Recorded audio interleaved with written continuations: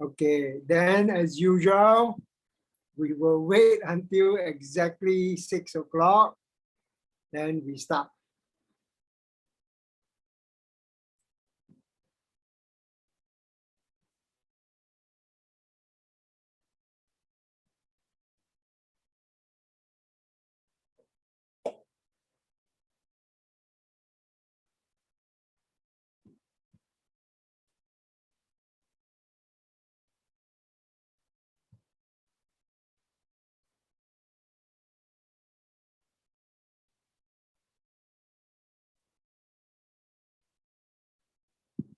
Okay, so my clock rings 6 o'clock, so we start. Okay, as usual, we start with revision. All right, so I even go all the way back to, in a way, to lecture 1.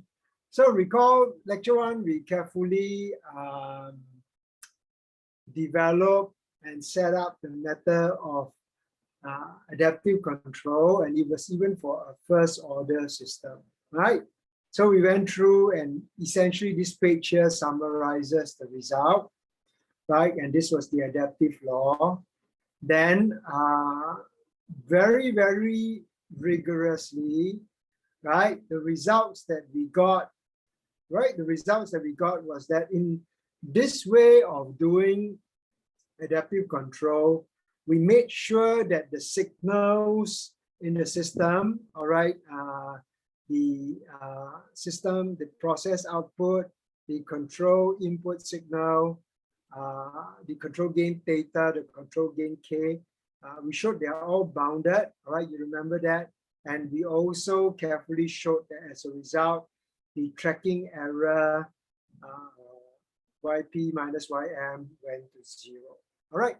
So go and check that very, very carefully, and you will see that, okay, these were the results that we are able to obtain, and these were all obtained very, very rigorously, right? So I think you can see that. Okay, so if you look at that, you as I said, you go back and double check. All right. So these were the results that we got, and this was what we were able to do. And in a way, you can say this is adaptive control, but in a larger sense, this is actually a very, very careful study of signals and systems. So again, as I said, when a lot of you all in the beginning emailed to me, and then you said you have all the prerequisite in signals and systems, I just said okay lah, and then I accepted you all. But here, if you look at this thing carefully, all right, even though this is called adaptive control, related to it is a very, very careful study of signals and systems. Because if you look at it very, very carefully, all right, the results that we got indeed were that these signals are bounded. And the only conclusion that you can make is that the tracking error was going to 0. Okay, so maybe I even pull up what we did now, right? I pull up what we did. Okay, so remember we had all these things, and then we went on, all right? So we said these signals were bounded. We carefully went on further, right? And then finally showed that tracking error went to 0, okay? And the point that I want to make here is that we cannot say more than that, all right? I know my own PhD students are here, Guo Hao Ren and Wang Jiahui, they've been very interested, they've been working hard, all right? So I did tell them, I said, you have to be very careful. Even for this simple case, this is all that I can say, all right? If you go back there to what we have seen, all right, this is what we got. But remember in there, all right, we also had other signals, so to say, parameter tracking error, theta minus theta star, k minus k star, right? But yet, all that we could do, we could only say that these were bounded. There was nothing in there, even though we started out with an ellipsoid function like this, all right, that involve phi squared and c squared in addition to E1 squared. And we got V dot equals to AM E1 squared less than or equals to 0. Okay, that even though we got that, the only thing we could say was phi and c were bounded. There is nothing in here that we can guarantee, all right, rigorously that anything further about phi and c. We could say E1 went to 0. We did that. All right, all of that we did, and we showed, finally that E1 went to 0. Okay, we showed. But insofar as the other signals are concerned, phi and c, the only thing we could say was that they were bounded. We could not say anything more. Now, somewhere along the line, particularly last week, I had mentioned, I said, these things are quite deep. All right, particularly for 5104 people, it's okay lah. You just enjoy adaptive control, run your simulations, do your CA, enjoy lah, because it's quite interesting, right? And then even for this first order case, you can actually put in some numbers, simulate it, and you really can see the adaptive control performance. But if you had, put in some simple numbers and simulated it, you would also have seen exactly what I've said, that really the tracking error went to 0. But if you were checking the parameter errors, all right, if you were checking the parameter errors in that simulation, you could also see that they were bounded. But you would definitely also see, even in a simple simulation, that there's nothing more you can say about them, because phi and c were not going to 0. They were not going to 0, even though, you had that ellipsoid function, and then you could show that, look, V dot was less than or equals to 0, okay? And this fact here that I put less than or equals to 0 is deliberate, all right? If you study signals and systems, you will see that I cannot put a strict inequality to say it's less than 0. I can only say it's less than or equals to 0. All right, the reason being that the ellipsoid function is a function of E, phi, and c. When you finally get to V dot, the only thing you could say was that it was a function of E, E1. And you could no longer say phi and c. So, if you didn't have phi and c here, the only thing you can conclude is that this was only a strictly non-positive number. You could not put the less than 0 because that would say it's negative semi-definite, or rather it's negative definite, which it is not. It is not negative definite. All that it is that, is a non-positive function. All right. So, like I said, signals and systems, as so many of you said, you all know so much about signals and systems. So this matter is very deep. All right. So as I said, for 5104, we are quite fair lah. We won't push you too hard. You just enjoy your adaptive controller. You see what happens and enjoy what you see lah. But I did mention, I said, for 6104 people, we really want you to think a bit deeper. And it will happen. It will happen that finally, before you start on your CA, there's one part where I will even come back to this thing that I exactly say.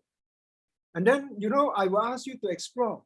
Why is it that even in this simple problem and related simple problems, that I can guarantee that tracking error was going to 0, signals are well behaved, they're all bounded. How come I could not say anything about the parameter errors beyond the fact that they were bounded? I have no way of guaranteeing, with just this thing that I have no way of guaranteeing to you that parameter errors were going to 0 and that it was really converging to what it's supposed to. There's nothing. All that I can guarantee you is tracking error going to 0. Okay, so I want to emphasize this first part. Okay. Okay. Then, of course, we went on, all right, we went on, right, even here. So what we did was we said, okay, you look at all these things, right, it was related to, in a way, the so-called Lyapunov's direct method of doing things. And then, of course, we also showed very clearly, we said, look, even though in lecture 1, we didn't call it the Lyapunov method of doing things, but if you now go and double check, you will see that actually in the way that we did things in lecture 1, particularly if we now rewrite all the equations of lecture 1 in this particular way, right? So, which is exactly what I said. I said, you know, in my undergraduate class, 4302, and I just now checked my student Yen Han and Jie Wen, who were with me in 4302 class, they had known that. I said that, I said, look, you know, you arrange your system in state variable form, and this is arranging state variable form. All right, so the moment you arrange it in state variable form, then it's very clear that E1, P, and C are your state variables, which is exactly what it is. Then you go and double check, all right? Indeed, the ellipsoid function is a function of the state variables. I can write it this way, right? If you want me to show that my function, and you see it very, very carefully, all right? The moment you state your state variables, your ellipsoid function must be a function of the full set of state variables. All right, so it's a function of the full set of state variables. And then if you need me to show that, look, you know, the function that I chose was certainly positive definite, I can find you that alpha function, right? And I show you, remember I showed you what the alpha function was. And very, very importantly here, note that the alpha function is also a function of the full state. All right, it's a function of the norm of the full state. So only then can you say it's positive definite. Then of course, decrescence is the other part where you find that overbounding function. So likewise, I can find the overbounding function. All right, then you saw from the control law with the way that we did it. Of course, there are many ways to do it, many ways to do it. What we are doing in this module is essentially probably the more introductory, straightforward way, because essentially whatever it is, in a module like this, it's not possible to handle all of the research carrying on because we just don't have the time. So basically here we are doing some very, very fundamental ways to start adaptive control.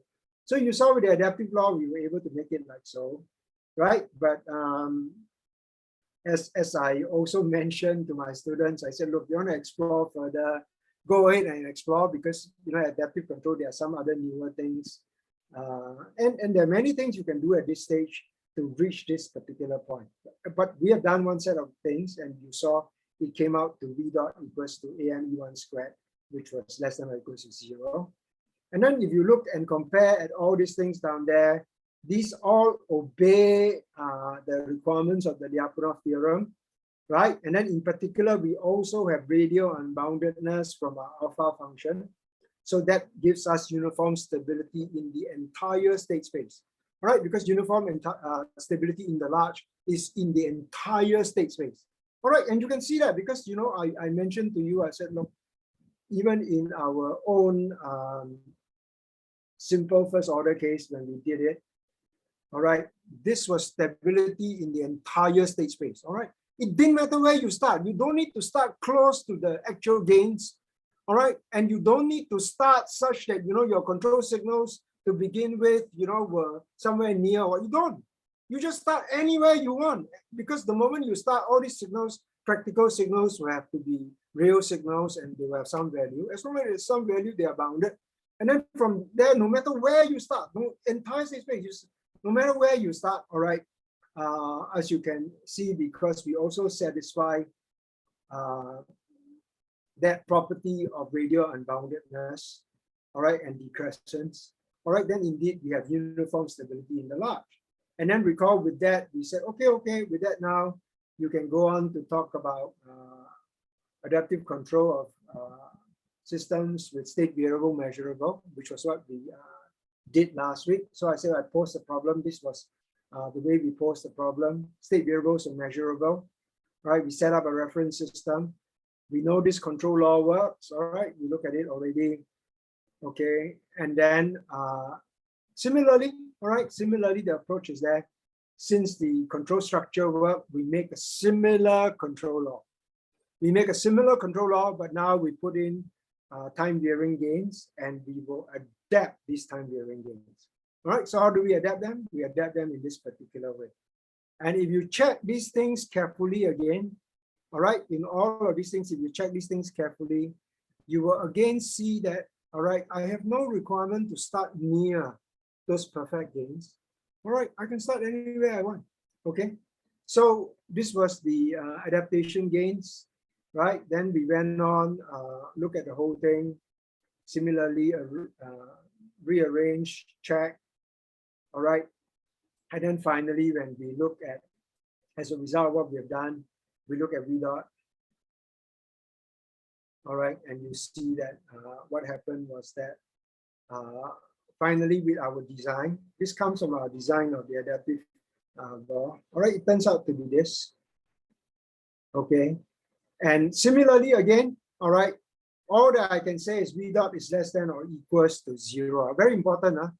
It's just non-negative. It is not negative semi-definite, because if you want to claim it's negative semi-definite, you have to go back to your original place where you state your ellipsoid function, all right? And if your ellipsoid function is a set of all these signals, okay, negative semi-definiteness can only come about if you show me that your V dot is also a function of all right, of all those signals. But here, no, you don't have.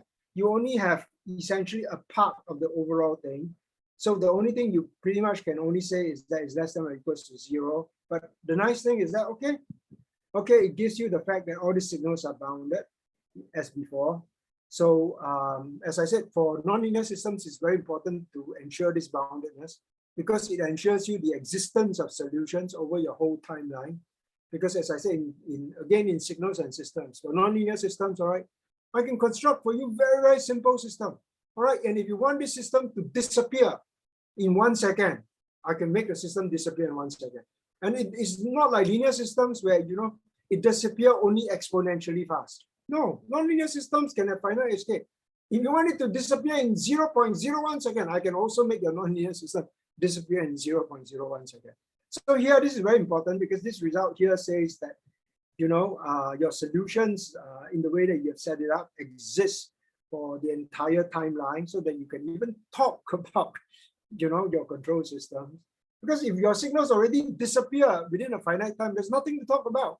You know, there's nothing to talk about. I mean, what's there to talk about control or adaptive control? Your signals is no longer there, right? Okay, so boundedness. Then you again, we go ahead, do these things, right? And again, finally, we can get the tracking error going to 0.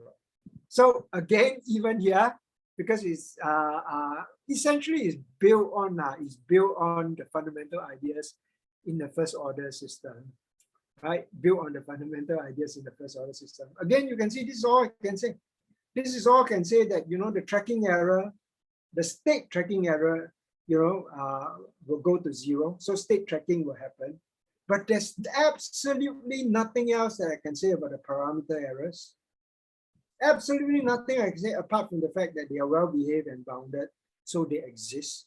But apart from that, I cannot say anything else. So again, if you go ahead and take some simple numbers and start running the simulation, and you will see the truth of that. Okay, that if you set it up in this way, really, really, really quite wonderful. All right, you actually get the tracking error or going to 0, which is probably in a way for control systems what you want now, right? What you want, get this tracking error, state tracking error going to 0. But if you, in simulation, you can see all of that. In simulation, because in simulation, you are setting up a simulation, you can check really the tracking error is going to 0. All right. And then when you go and look at the parameter errors in simulation, because in simulation, you set up the system, you can calculate the perfect gain. So you just check these tracking errors and you will see, no, these tracking errors are not going to 0. Okay, in the earlier days before the pandemic, we used to get the students exactly doing this thing and running on the motor, on the real motor, and they really get the very nice result on the real motor that, hey, when they set it up, all right, they really get the perfect tracking in all the state variables, which is exactly what they want in a control system. But of course, in the real motor, you know, you cannot see the parameter error now because the real motor, you know, you can probably do a lot of calibration to get the exact system model as much as possible. But in a real motor, what happens is that, you know, from today to tomorrow, the motor heats up, some gears become slower or get more worn out. So, you know, in reality, on the real motor, you don't know the perfect numbers, right? So it's not so easy on the motor to actually try to track the parameter error because it's a real thing. You don't know the thing, but in simulation you can. So that was what we did up to last week, all right, which is also there, as I said, in the lecture notes, right? The Lyapunov direct method, and going on to handle state variables measurable. So exactly down there, right? Exactly down there. Okay, I let you go read this part. It's the same things, all right, which I've developed in parallel. Right, and then essentially, similarly, you can summarize. Right, similarly, you can summarize just as we did for the first order case. All right, and again, as I said, the only thing that you can guarantee me is, all right, the signals are there, so you can even talk about a proper signals and system and control system, and the tracking error in the state errors will go to 0. But apart from that, there's nothing else you can say. There's nothing else you can say. All right. But as I said, yeah, for 4104 people, you just enjoy this. 6104 people, later, nearer the time before you start your CA, you will see that there's one part in the CA, even though I don't mention it explicitly, that part in the CA is forcing you to explore. All right, why is it that there's only convergence of this part? What about convergence of the other parts, particularly in the parameter errors? All right, so it's embedded in there. So that's why I said, you know, the 6104 CAs is not just that we want you to do more work than the 5104 people. All right, in that additional work, there's some deep thinking involved, and we want to see. All right, because 6104, you are all doing PhD, so you better be able to think deeply. Okay, let me push on. So I let you look. Then, okay, it's possible, as always, to incorporate the augmented system integral action into the system. You will see that for 6104 people, you are expected to know this. All right, 6104 people, you're expected to know this. You will see that in your CA3, that additional part requires this of you. All right, to now begin to program in augmented system integral action into your control. Okay, this should not be new to you. Somewhere in 5101, it should be there.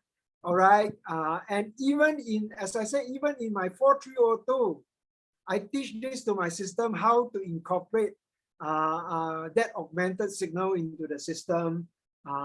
So this part, okay, essentially straightforward state variables.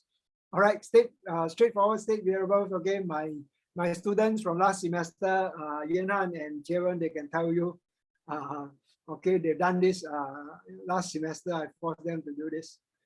So this one, I let you go and explore. All right.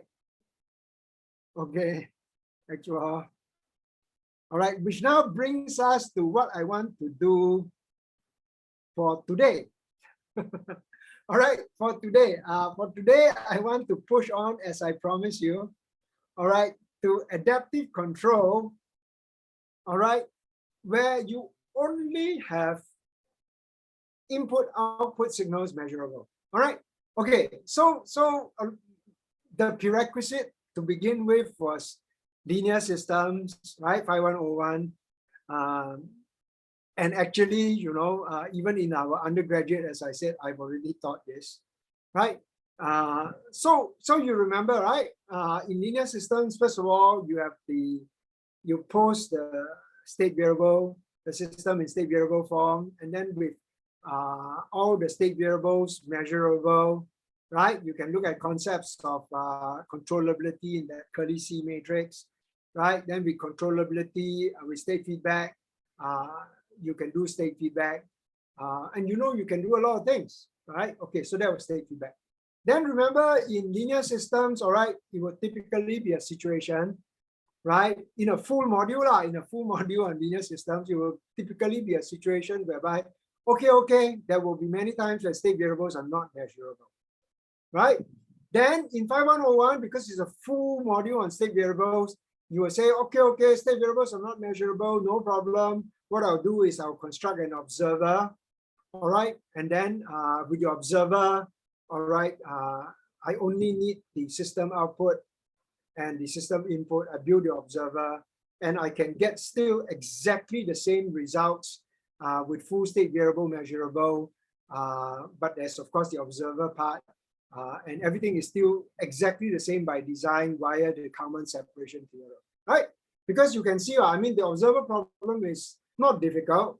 All that happens is that you flip the observer problem over and you basically look at all transpose, and it becomes exactly the state feedback problem with all state variables measurable, right? Even the observability matrix curly O is, when you transpose it, is exactly like curly C matrix, right? So in some ways, those things in a full module on state variables, right? These things are natural to do. And I even do that, you know, even in my undergraduate, because in my undergraduate is only half a module on state variables. All right, so I cannot do so much, but I show my students, I said, look, observability is nothing, you know, you just take the whole thing, you take the transpose, and basically, as long as you can solve the controllability problem, you have already solved also the observability problem. Okay, and that would be linear systems. So quite a logical step, right? Like quite a logical step. First of all, we do control with full state variables measurable. So we've done control, adaptive control with full state variables measurable. And the next stage that we want to do is we want to go on to look at adaptive control where only input and output is measurable. And then of course you will begin to think, oh yeah, you know, no problem lah, you just build an observer. Except I ask you to think again. Okay, remember you want to build an observer in a full module on linear systems. Sure, you can build the observer. But the very fact of building observer requires knowledge of the original state variable system to begin with. But here we don't know the numbers in the state variable system. How are you going to build an observer? Okay, but it is still possible to do because adaptive control people are cleverer than that. All right. Okay, in what I will do shortly, you will not see the observer so clearly, but there's an observer in there. And by today, I cannot tell you where the observer is. All right, you wait a while, probably next week. All right, if we go according to plan. Next week, I will show you that in everything that I finished today, actually there's an observer there, but it's a far cleverer observer than your full module in linear systems, all right? Because, you know, we cannot do the same things the way you do in linear systems because, you know, we don't know the system. So we have to do things a far cleverer way. Okay, but in order to do that, okay, there are some additional things that I would need. Okay, the first additional thing that I would need is this concept of positive real transfer functions. Okay, it's a bit tedious. It's a bit tedious, it's a bit detailed. Okay, maybe all that I would say is that, both for 5104 people and also for 6104 people lah. Okay, so both 5104 people, 6104 people, this will not come out for your exam. Okay, this will not come out for your exam. Okay, but I still have to tell you about these things because I'm going to use this result. So basically, well, we know about state variable systems, right? And state variable systems, this state variable system, we can rewrite it in transfer function, right? State variable system, right, in transfer function, this is equivalent, okay? This is standard from your 5101. Even in my undergraduate module, right? The state variable system, I can write it in transfer function. Okay, I've done this even in my undergraduate class. Okay, so state variable system, transfer function. Okay, then of course, clearly a transfer function, you can talk about stability. All right, stability, okay, in the S-plane. All right, but positive real transfer function, all right? Basically a rational transfer function goes slightly beyond just positive, just stable systems. What it says is that, look, you know, beyond just looking at this, if you make a small shift away from the exact imaginary axis, if the results still hold even when you make a small shift, then you have that property of so-called strict positive realness. And what is it? What is it? Okay, basically, is exactly what it says down here. All right, and I need to use it, so that's why I will describe it. But as I said, don't be too worried. My promise is that I will not use it in the exam. All right, both for 5104, 6104 people. But basically, what it says is this: look, all right, and this is the Kalman-Yakubovich lemma. It says that, look, you know, you go and find for me some scalar number, all right, which is greater than or equals to 0, some vector h, an asymptotically stable matrix A, all right, that's your standard matrix, all right, from your state variable system, except it's a stability matrix, right? Then a vector B, all right, basically your input vector, and the pair AB is controllable, right? And then also let me know that a positive definite matrix is there, L. All right, you remember we had talked about positive definite matrix, right? Positive definite matrix basically just says that if you take any quadratic form of this matrix, it's always positive. So, okay, some positive definite matrix L. Then what happens is that if you give me all of these things, and you tell me that there exists a scalar epsilon greater than 0, a vector Q, and a symmetric positive definite matrix P satisfying this relationship. A transpose P plus PQA equals to minus QQ transpose minus epsilon L. All right, this should not be surprising to you. I'll say more in a moment. All right, except that this one on the right-hand side, beyond what we are familiar with, it decomposes it further.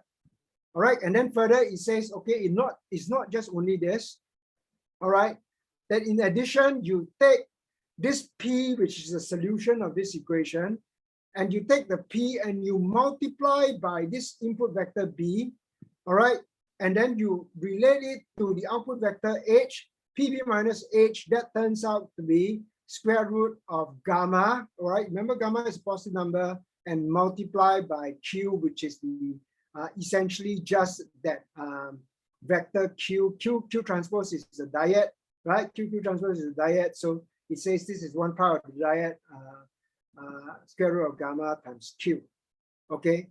And this will happen if and only if when you take this thing and you form this whole transfer function from it, if this thing is strictly positive real. So basically what it says is this: you give me a transfer function which is strictly positive real, written like this, I guarantee you that these properties are true. All right, alternatively, if you tell me these whole properties are true and you form this transfer function, then I also guarantee you that this transfer function is strictly positive real. That's what is meant by if and only if, right? It's necessary and sufficient. Okay, why I say that it is not all that, even though it looks very complicated, it's not. All right, remember even last week we had looked at the simpler version of the Lyapunov equation. A transpose P plus PQM equals to minus Q. Right, that was last week. Right, last week. And last week, remember AM was from our reference model, AM was a stability matrix. Right, so we said, okay, you take from your reference model a stability matrix, you write out this equation, then for the Q, you give me any, it was any, all right, any symmetric positive definite matrix and put minus Q. Then when you put down this equation, you will always, the Lyapunov equation says you will always be able to solve for P, all right, and the P, when you solve for it, will come out to be symmetric positive definite. So you look at this, this is exactly the same, except this is stronger because it has the added condition of strict positive realness associated with it. So the Q down here on the right-hand side, not only is it symmetric positive definite, it can be decomposed in this particular way. You can do a quick check. Do a quick check. All right, epsilon is a positive scalar. L is a positive definite matrix. Q is just a vector. The moment you take a dyad like this, Q transpose, and you take this whole thing together, all right, to be your Q, you can take the quadratic form, X transpose Q, Q transpose X, X transpose epsilon is a scalar, you put out X transpose LX, and you will see exactly this right-hand side is always positive definite. Okay, because L is positive definite and epsilon is already a positive number.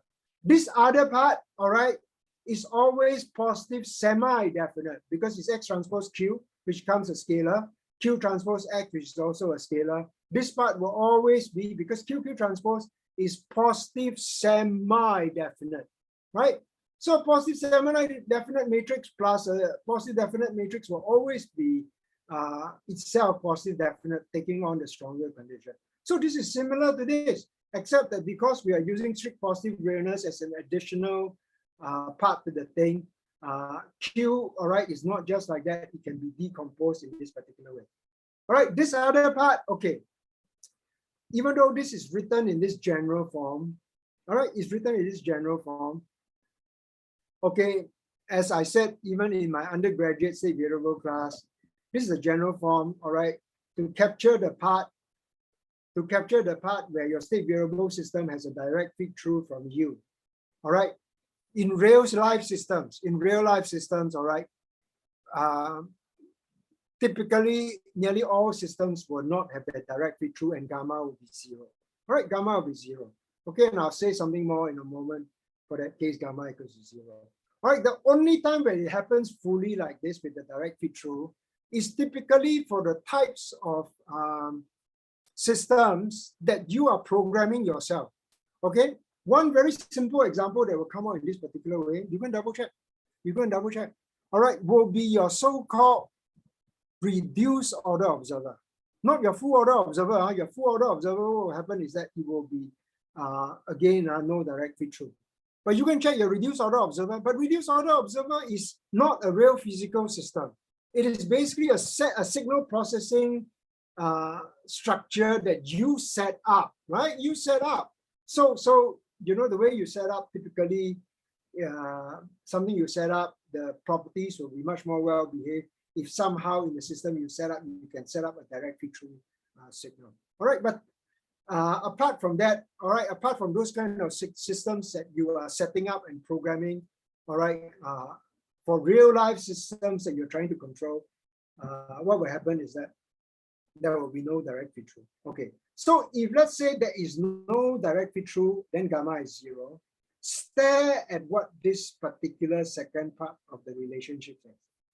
What it says, okay, the first part is basically, all right, from what we know, all right, it's very similar to the Lyapunov equation we met last week.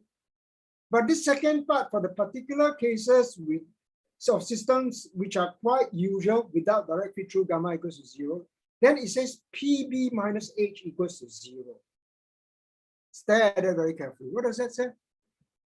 What that says is that if you tell me system is strictly positive real without the direct feed through part, okay, it still obeys the Lyapunov equation because it's a stable system to begin with. So Lyapunov equation will be there, but because it's strictly positive real, you can decompose it into a final structure like this. Then there's this second part that says, hey, after you calculate the P, and you take the P and operate on the input vector B, is exactly now equals to the output vector H for strictly positive real system because gamma is 0.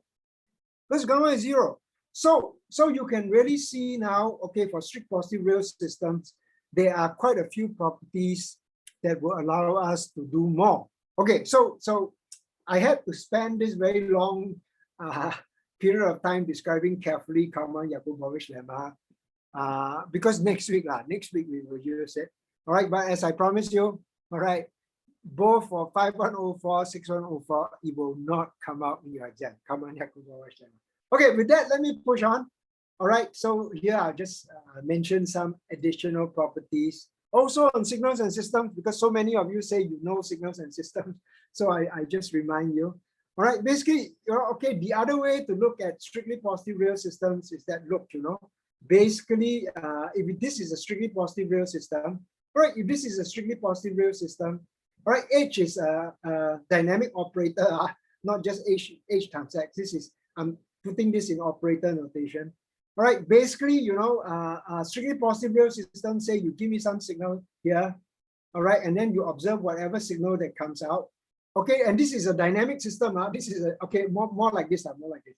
Okay, a dynamic system, you put some signal in, all right, and you put some signal out. Okay, if it's a dynamic system, you already know. I put a signal in, positive, go up and down, go up and down. All right, when I look at the output, even if I put in a positive signal, it may not be instantly positive, right? Because it's dynamic, it got time, needs times to change. All right.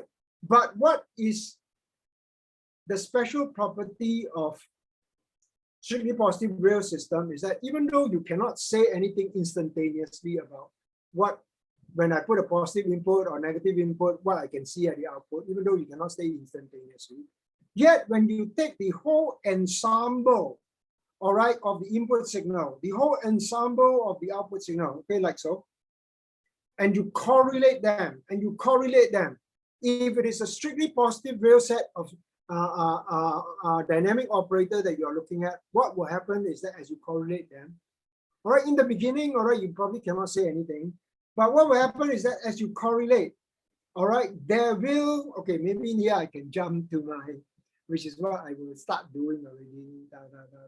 Okay. Okay, so strictly positive real system is this. All right, that you now, okay, this is a dynamic operator. All right, you go and look at your whole ensemble of your input signals, and you look at the whole ensemble of the resulting output signals that come out. All right, and you kind of correlate them. All right, so in general, as you know, instantaneously, you cannot say much. But if it's a strictly positive real system, all right, if you have a strictly positive real system and you correlate the input and output in this particular way, all right, so immediately you may not be able to say anything, but there will always exist a particular time in the timeline from the time that you started out with. Some particular time in the timeline. And after that timeline, when you check this correlation integral operator, what will happen is that after that particular time T1, that correlation will always be positive. All right, so this is also about signals and systems, right? Basically, signals and systems, there's a lot that you can talk about. We will use this, all right, but I just want to point this out. Okay, with that, let's push on where we will now, okay, start to set up the entire framework, all right, to do adaptive control when we only have input, output measurable. Okay, I think, okay lah, maybe what I do is, okay, let me pause the recording. Okay, then, yeah, we'll wait until my clock rings again, then we start.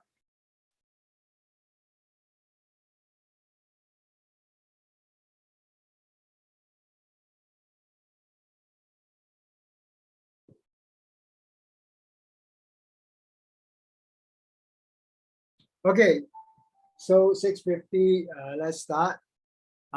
So in the first part, you saw I've done the review, all right? Then I said today we will go on to set up the problem for adaptive control where we only have input-output measurable, right? And I said that it is not as simple as, you know, straightforward linear systems because, you know, it's, well, to begin with, you don't even know how to start building an observer, right? Okay, so we have to think about that. But before that, let me mention a few things first.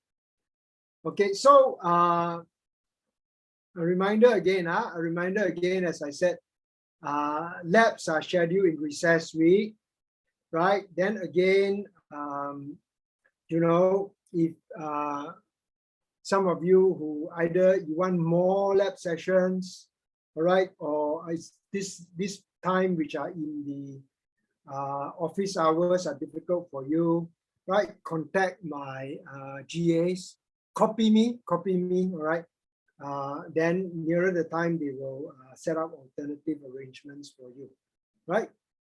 So I've mentioned that. Then deadline for all the reports. All right, we give you a lot of time, right? Your work is in recess week. We give you all the way up to reading week to submit to the designated folders. Then remember, as I said in lecture 1, we have a lot of supporting materials in the files, work bin, right? Go download that, look at it. Basically, the very, very detailed reports are there to help you to write your CA reports. All right, so since I give you a lot of time, and I also give you a lot of supporting material. All right, make the effort, take the time to properly do your CAs and write proper report, because I mean, we want to be able to give you the best grades possible. All right, but you have to do your part to help us to justify it. Okay, because as I said, we have provided you so much material and so much time. All right, I mean, typically in past semesters, the reports are typically about 20, 30 pages. All right, if all that you are bothered, even with all the effort we're putting, you just write 2 to 3 pages. Okay, I mean, I cannot imagine you're so brilliant that in these 2 to 3 pages, you do something that's so amazing. So, I mean, it'll be very obvious, all right, the kind of developments and additional explorations that are down there, all right, between something that is where a lot of effort was done, a lot of further research was done, compared with the minimum amount of work will be very clear. All right, so remember that.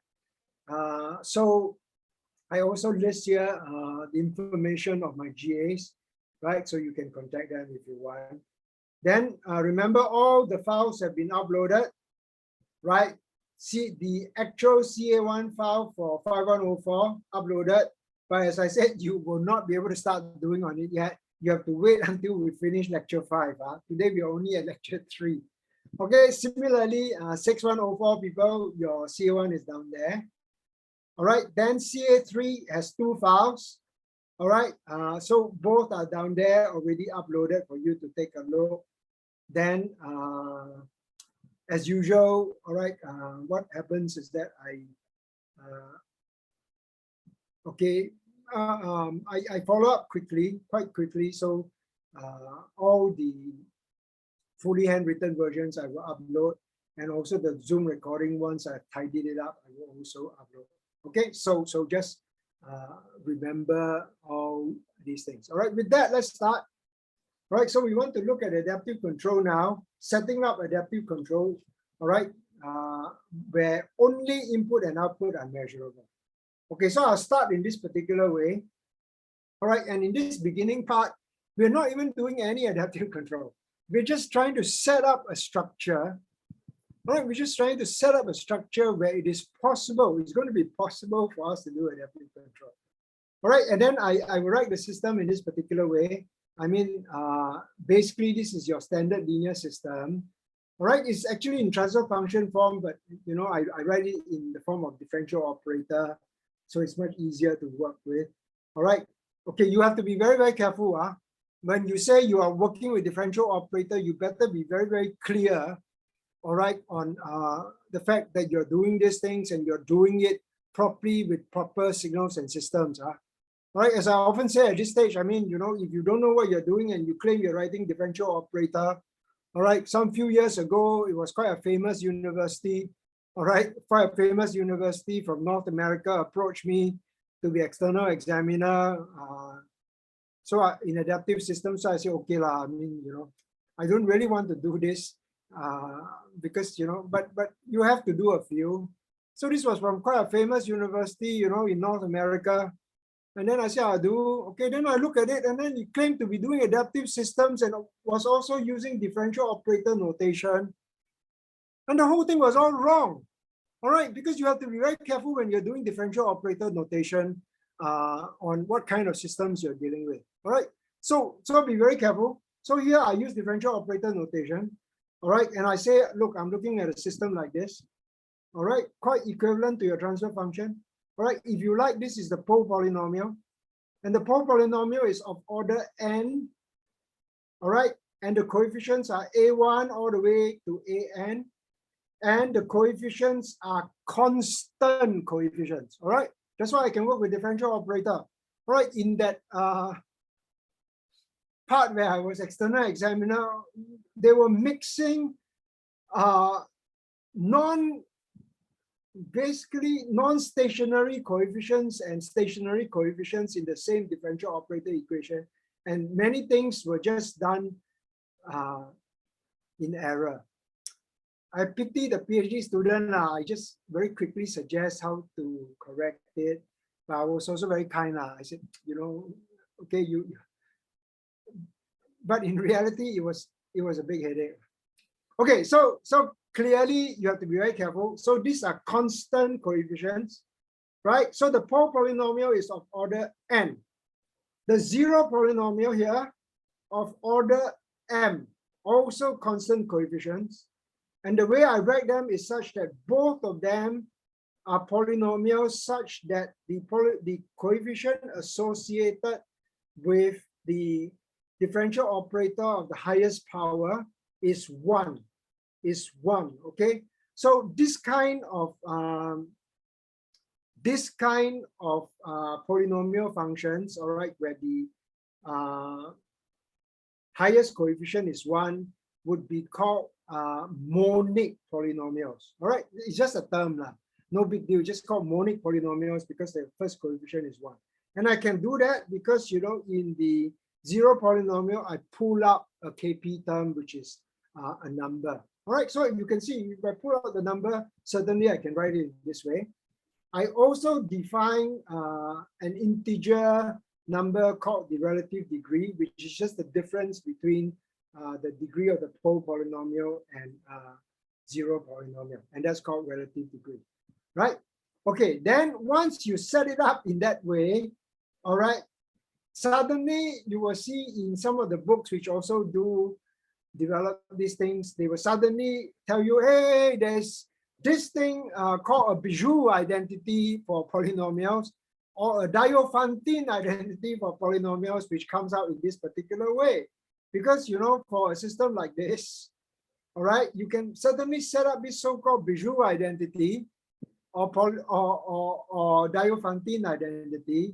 They are big names, but as I told you, I said, you know, you better don't just go and always copy big names. You better know exactly what you're doing, right? So even though it's big name, actually is nothing lah.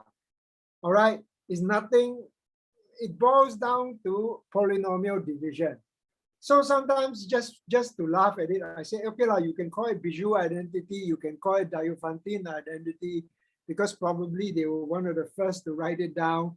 But you can also call it Professor T.H. Lee's polynomial division identity lah. Why? Because, you know, okay, if you write on the left-hand side, a monic polynomial of degree n and a monic polynomial of degree n star, and you write on the right-hand side, remember RP is of degree n. RP is of degree n. So this one is of degree n plus n star.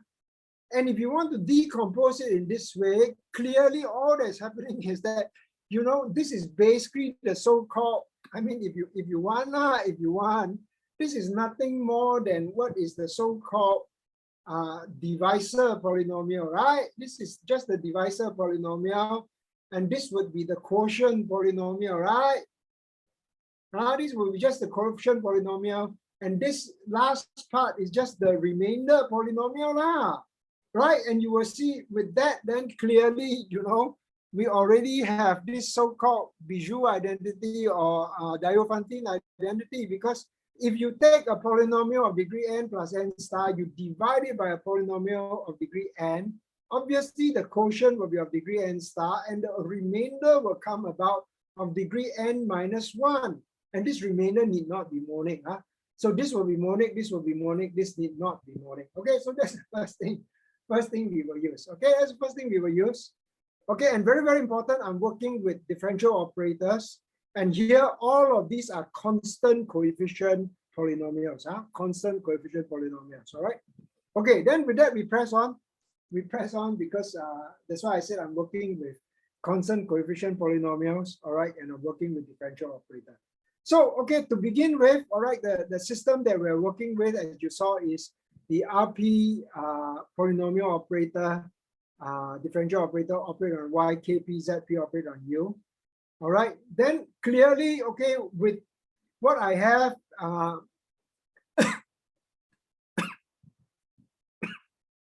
excuse me. And again, you have to be very careful in what I do. So here, as I said, what I have here, all right, from this so-called Bijou identity or Diophantine identity or polynomial division identity. Excuse me. All these are constant coefficient polynomials. So with constant coefficient polynomials with my differential operator, all right, I will be perfectly correct, all right, in beginning to now doing further operations by, first of all, operating on both sides by that same polynomial E above, all right? Because these are constant coefficient linear polynomials in the differential operator. And I can operate by E because it obeys, linear systems obey, all right, the properties of superposition, right? Linear superposition. Also obeys commutativity, associativity, right? So it obeys all of that, so I can operate on that. So once I operate on that, next thing I will do is I say, okay.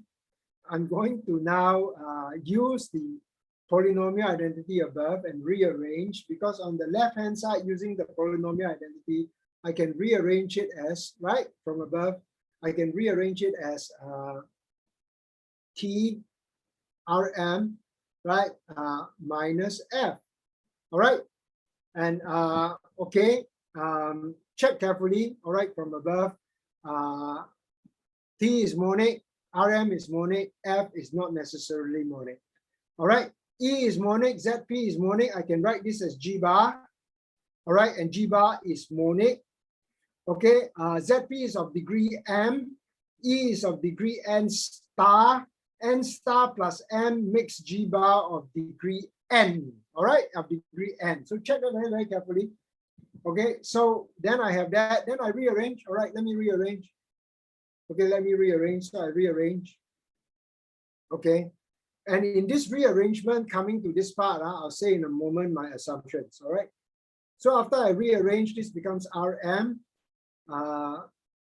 F over Ty, all right, plus Kpg bar over Tu, okay? And I've done some rearrangement down here. First thing I do is I take the F, put it on the other side, so I get F times Y. All right, then on both sides, I filter by the polynomial 1 over T. Both sides, I filter by the polynomial 1 over T. And the moment I say I filter by the polynomial 1 over T, straight away, one assumption that has to come up is I can only filter by a stable polynomial. So one assumption that comes out straight away is that your TP polynomial must be Hurwitz, must be a stable polynomial, okay? It will turn out to be all right, because later on in the work, all right, you will see we will use the TP polynomial, and the TP polynomial is a polynomial chosen by us. It will be a polynomial chosen by us. So we are the ones that choose the polynomial, and we will have to make sure we choose it to be a stable polynomial. And it will have to be anyway, because even by the end of today, you will see how we will set it up using the T polynomial. All right, so we have that. Okay, then let me rearrange further.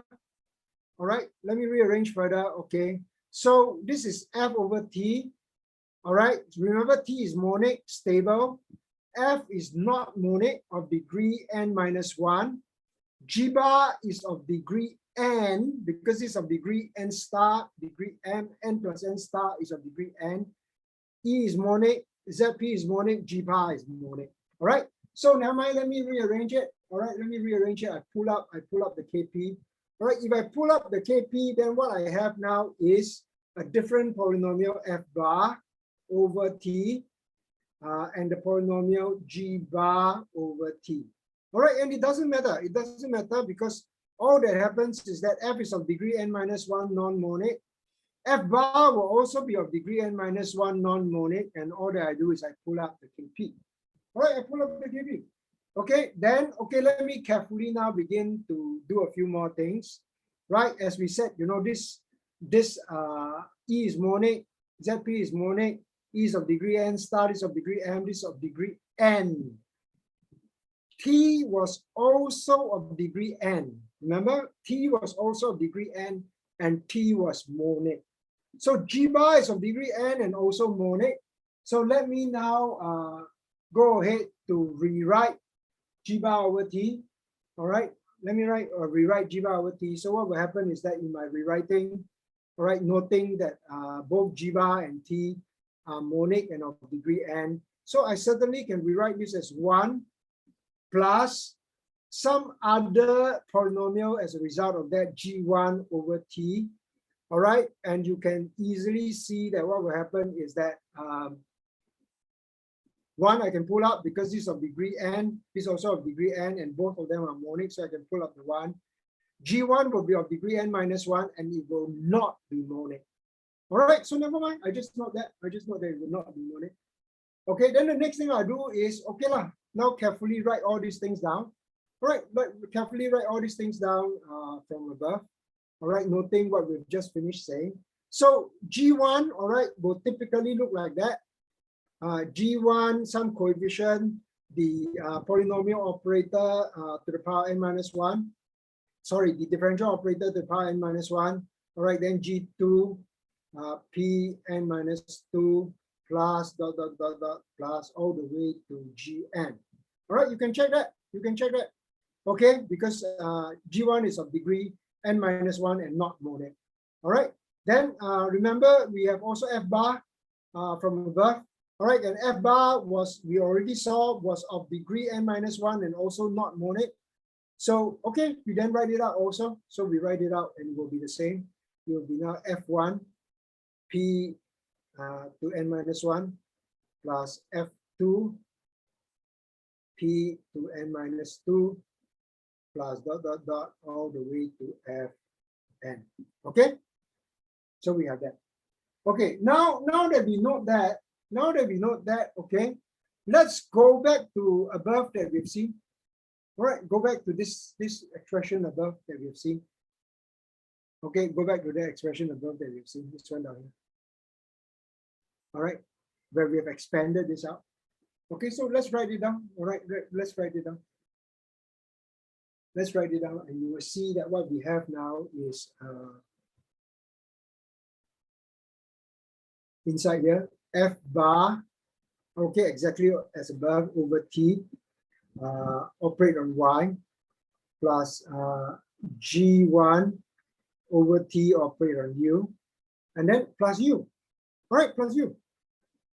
Okay, because remember I have factored out G bar over T, right? I factored out G bar over T and there's a 1. All right, so what I have now is plus U. Okay, then I stare at this. I stare at this and I say, hey. Here inside this bracket, is there some way, all right, here inside this bracket, is there some way for me to, inside this bracket, to make this exactly, as I said, we're not doing adaptive control yet, we're just setting up a structure where it will be possible for us to do adaptive control. Right, so the question now is here, in this curly bracket here, can we make everything in this curly bracket here equals to K star R? All right, somehow. Because if indeed we can make it equals to K star R, then basically that, all right, if we can make this happen, then basically what we have been able to kind of arrange a system is such that now, the system now become our,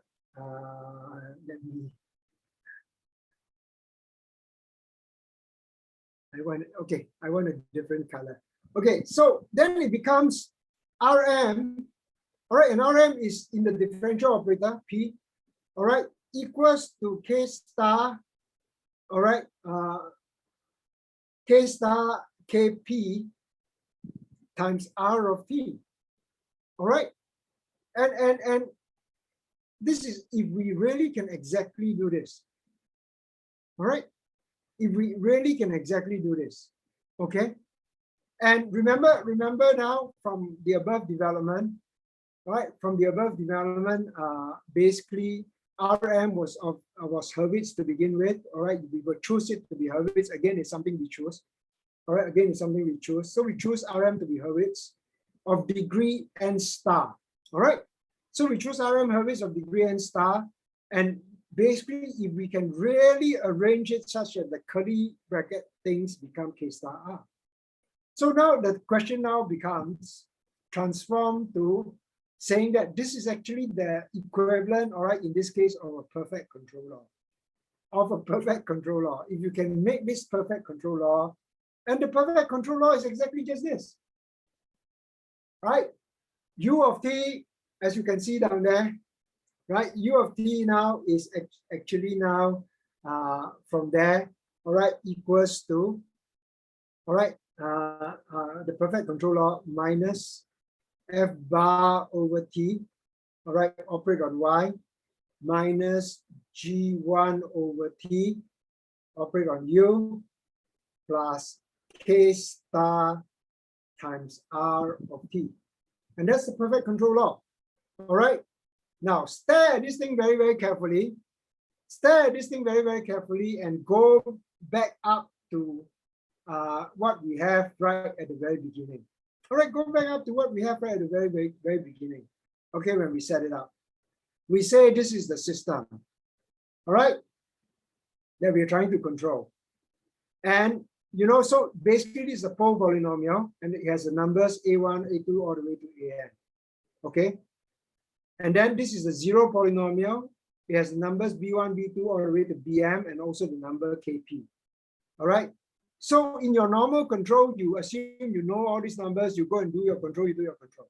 But here, all right, we will develop towards a stage where we say we don't know these numbers. All right, we don't know these numbers, but we know this structure. All right, and even though we don't know these numbers exist. These are actual numbers, A1, A2 to AN, actual numbers B1, B2 all the way to BM. All right, KP and actual number. Okay, so we know all of this. Then you go and follow this Diophantine identity. In this Diophantine identity, okay, basically these are the numbers. These are the numbers from your pole polynomial. This is a number from a pole polynomial, okay? You are the one specifying the t polynomial of order n. You specify it, so all the numbers are known by you. You specify also the Rn polynomial, so all the numbers are known to you. So basically, this is now an n plus n star degree polynomial with all the numbers known to you. This one, the numbers may not be known to you, but still, okay, these are they are numbers and they are there, A1, A2, all the way to AN. All right, then with these numbers and with this, you can certainly manually do your polynomial division. Right, you can certainly manually do your polynomial division and you can get all the numbers in E, you can get all the numbers in F. So these are actually numbers you can calculate because this is from the pole polynomial. This is from what you set up. This is from what you set up. This is your pole polynomial. You actually go do your polynomial division. You will get all the numbers in E. You will get all the numbers in F. So you get all the numbers in E. You get all the numbers in F. All right. After that, you carefully go and follow. All right. Rearrange it like that. You know that G bar is E times ZP. You already calculated your E. All right. You calculated your E from your polynomial division. ZP is a zero polynomial. You can find all the numbers down there. You can put it down there. You can calculate your G bar.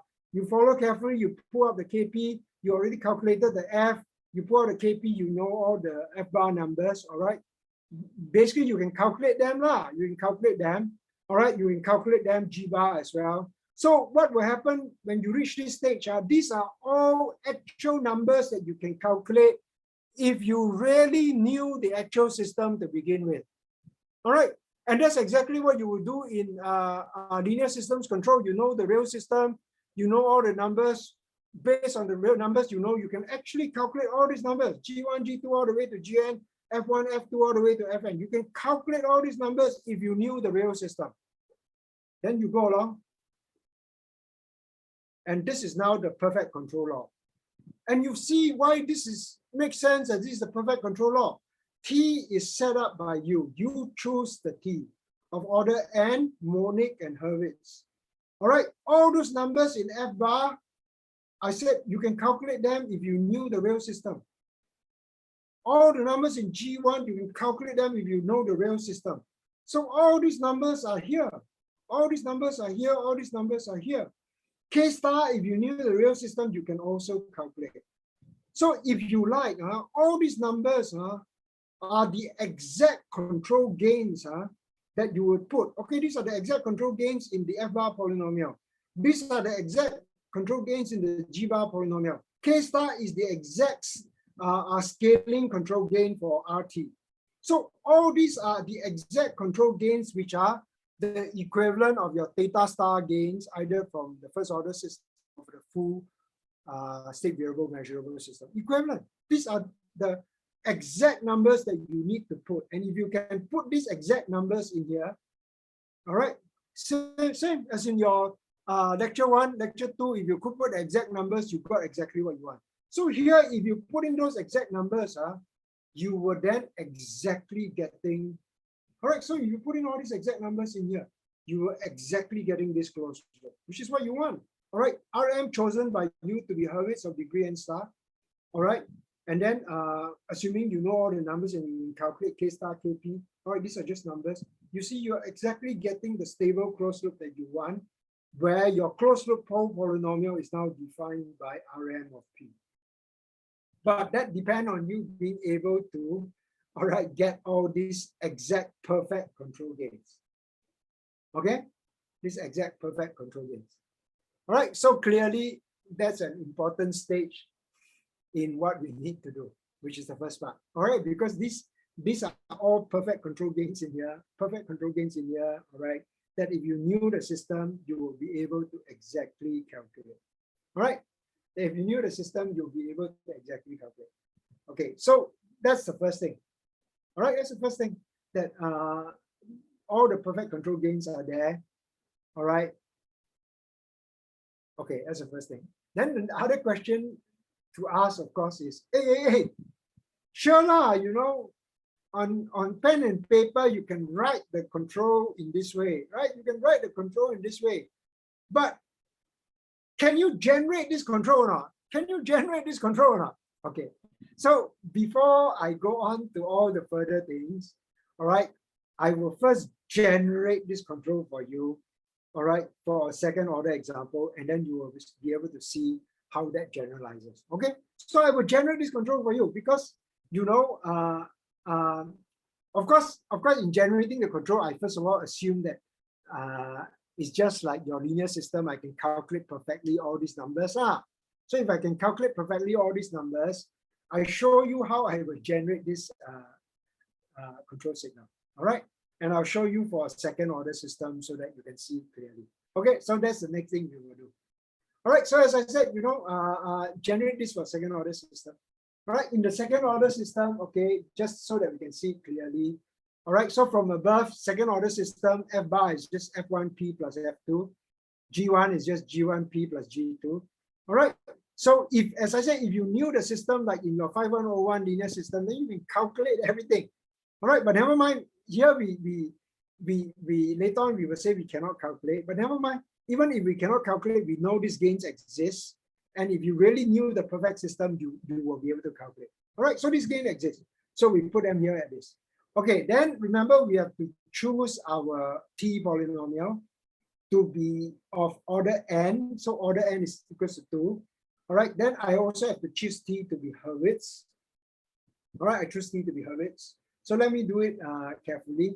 So now I do exactly what I said I need to do. All right, so my TP, Hurwitz, all right, and then to generate the signals that I want. So finally, I will show you how to generate this control law.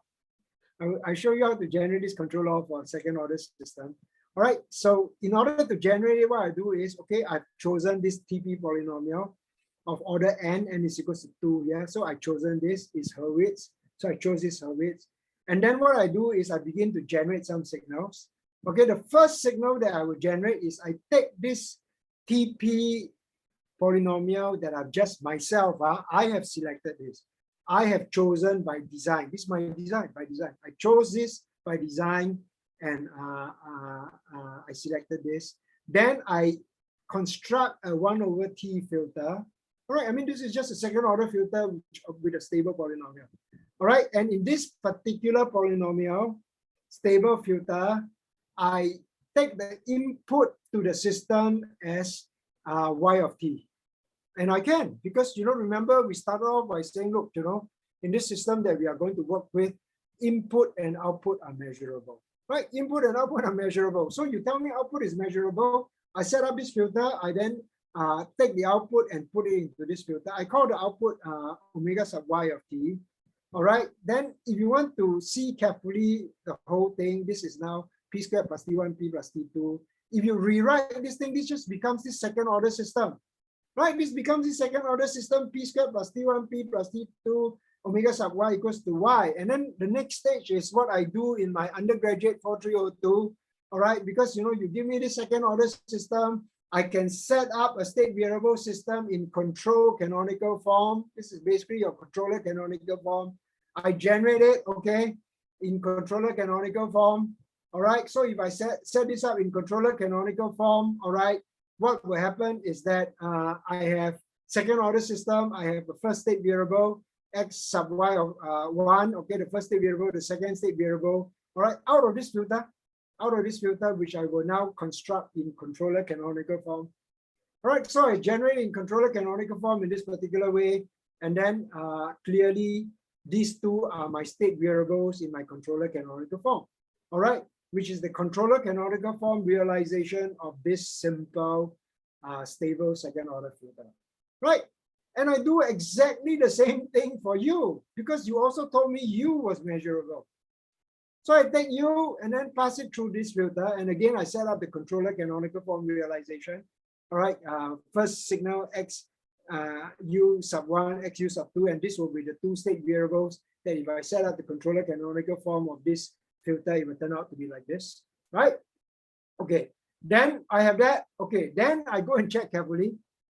Remember that in my perfect control law, I need to generate the signal F bar over T operate on Y. All right, this was there. This was there. All right, when I started doing this, I need to generate this signal. I need to generate this signal.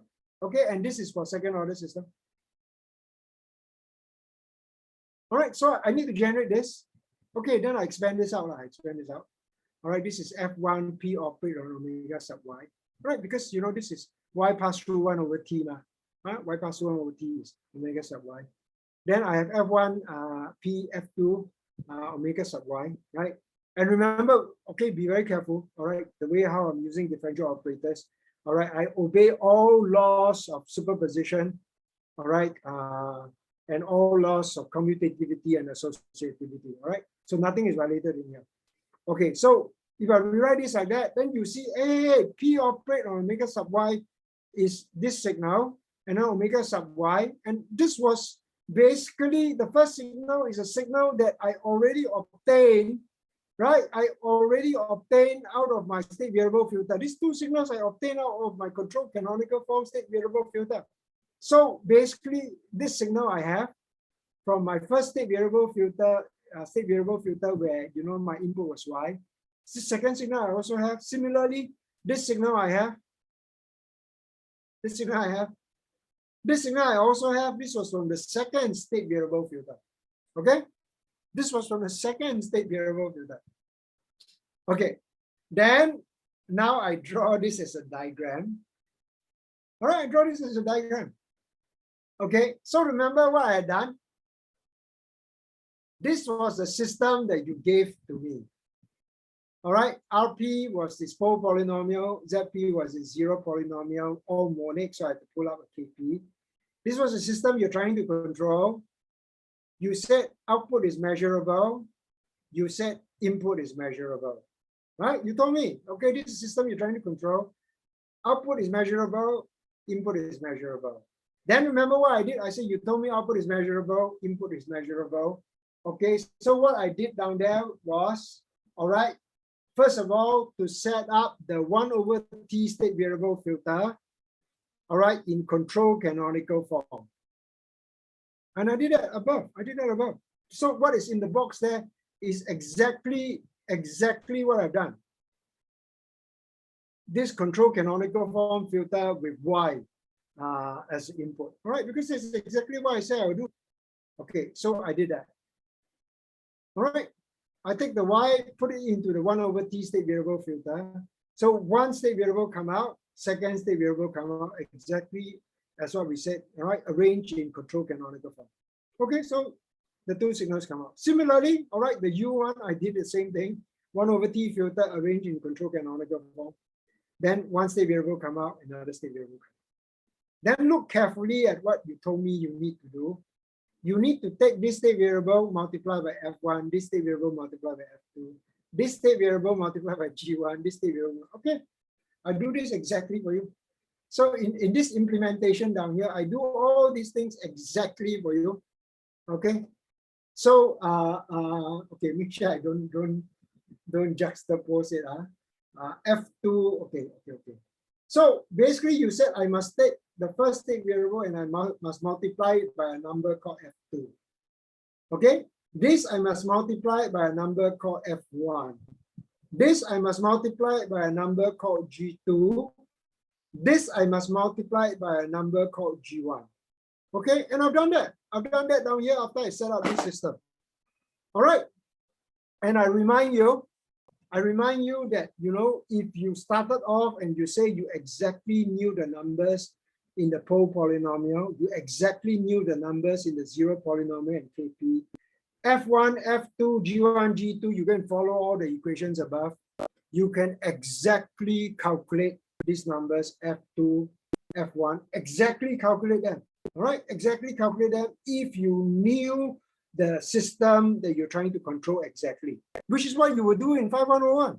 Right, this is what you do. Or in your control system, you knew all these numbers exactly. So you go and calculate in different ways, and then you can calculate these numbers. So you can calculate these numbers. You can calculate these numbers. Then remember what more I need to do. Okay, you go and check above. I won't scroll to above to waste time. All right. You also told me I need to take R and multiply by some number called K star. Right? You told me that. And then you told me that in all of these, all right, what I must do is, all right, I put this in here, right? And then I take this, right? I take this, let me draw this carefully. I must fit this in here, then I must take this. All right, also add it in here. Okay, yeah, my drawing not very good, never mind. I must add it in here, and then I must take this and I must also add it in here. Okay, so because you told me this is what you want me to do. You go back and see. You told me that, look, you know, you must take this set of signals, and I've shown you how to generate this set of signals. Take this signal, and you say you must now go and do all of it and then put it in there with a minus sign, with minus sign. All right, and this one plus sign. All right. Right, put it in there. Okay, and the moment you put it in there, at this point now, all right, the moment you put it in there, you have now implemented the perfect control law, just as in our first order case, just as in our case with full state variable measurable. All right, because, you know, if you really knew the exact system, you can reverse calculate the number F1, F2, reverse calculate G1, G2, reverse calculate K star. You put it exactly in there, all right, and you implement it in this way. This is the perfect control law to get you that closed loop that we said will be a result. And this is the closed loop, all right? This is the closed loop. All right, you choose your RM stable of degree n star, all right, these numbers will come up. So if you exactly implement it like this, as this perfect control law, all right, exactly like this, as this perfect control law, okay, this is then the perfect control law, all right, and it will get you exactly what you want. Okay, this is where we can start. This is our starting point. Because exactly as before, you told me, wow, you said this is the perfect control law, okay, and you can reverse calculate to get these numbers if you knew exactly. Okay, then we go on to the situation of adaptive control where we no longer know these numbers exactly, but we know this control law works. Exactly as before, we know this control law works. We know this control law works, all right? So, okay, since I don't know what numbers to put in here, exactly as before, I put in time varying gains. I put in time varying gains, and I will have to adapt these time varying gains. All right, and this is the perfect control law, all right? Just to say some more that if you can also rearrange it, all right, in that particular way.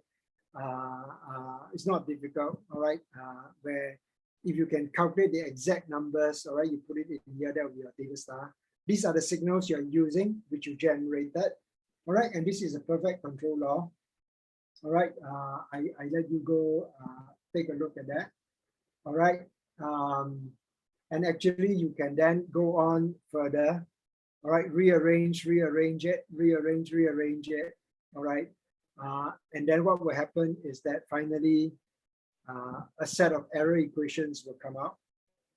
All right. Some of this, let me, I skip a bit first. I'll come back to it next week. All right. You can write out the error equation, right? Which I don't want to do today because it's not difficult to do. I just show you the way ahead. I don't want to do this. It's not difficult. It's just rearranging. But I want to leave that for later time. In fact, the only thing that I want to leave you here today is this very, very important diagram. All right, this very, very important diagram. There's a lot in this diagram. All right, there's a lot in this diagram. Okay, how we have generated it, how it has that perfect control law. All right, and remember I said in the beginning, I said, look, you know, even though we don't say anything, all right, there's an observer in there. Not so clear to see. Not so clear to see, but there's an observer in there. All right, implicit in there. So for now, this is, in some ways, this is the very, very fundamental diagram upon which, you know, we will develop the entire description of adaptive control with full state variables measurable. All right, and I want to leave you with that because, you know, out of this diagram, it looks very simple. All right, as always, it looks very simple. All right, because, you know, the detail is in the deep understanding of the signals and systems. All right.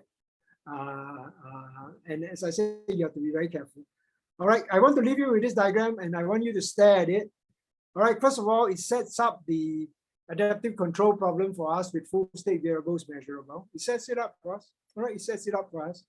But additionally, in there are many, many more things that if you look at this carefully and understand this very carefully, there are many more things that should be inferred from there. All right, that should be inferred from there, including the fact that, look, all right, and implicit observer exists in there. But no point lah. What I want to do is, in fact, I don't even want to push on further. I want to leave you with this diagram. All right, I want to leave you with this diagram and ask you to carefully think over all these things that we've just finished talking about. Okay, I'll stop the recording.